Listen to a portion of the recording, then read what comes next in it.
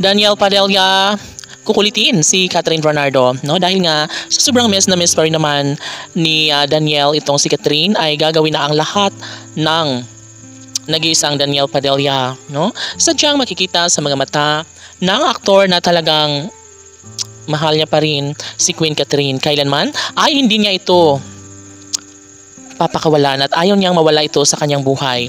Nasisiguro ng lahat na talagang isa ito sa mga dahilan kung bakit mas pinili pa rin ni Daniel Padilla ang hindi mo na maikasal sa ibang babae, dahil sadyang namang mas nararamdaman pa rin ni Daniel Padilla ang tunay na pagmamahal niya para kay Queen Catherine.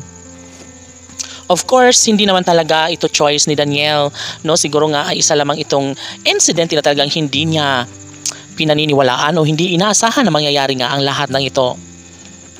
Ganun pa man, ay gusto lamang ni Catherine Bernardo ng space. Gusto niya na tahimik, gusto niya na mangibabaw ang pag-ibig sana nilang dalawa ni Daniel. Ngunit sobrang mahirap na hindi na umano ito ang tamang pagkakataon ngayon, lalo na at sadyang iba pa rin umano ang isang pag-ibig na nais na ipadama ni Daniel para kay Catherine.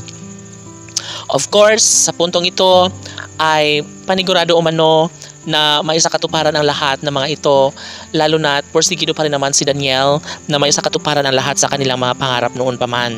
Mahal na mahal nga ng tunay ni DJ itong si Queen Catherine, dahil nga naman hindi pa rin umano siya napapalagay nag-aalala si Daniel, no, sa nag-iisang pretty girl na si Catherine Bernardo. Ito lang naman talaga ang pinangarap noon pa man ni DJ na makapiling habang buhay, kaya hindi na dapat pa umano na mag-assume ang mga tagahanga, no, ni Daniel at sa kanyang kasintahan ngayon, dahil sadyang ang pipiliin pa rin naman ni Daniel ay walang iba kundi si Catherine Bernardo lamang.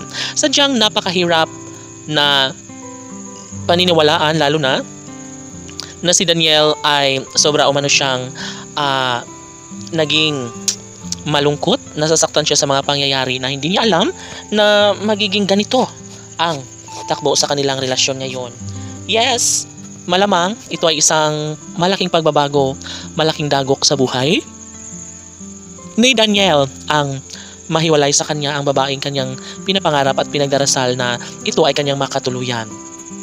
Di ba nga, isa lamang ang talagang nais ni Daniel na sana ay may isakatuparan nga ang kanilang pag-iisang dibdib ni Queen Catherine, dahil ito umano ang kanilang pangarap noon pa man.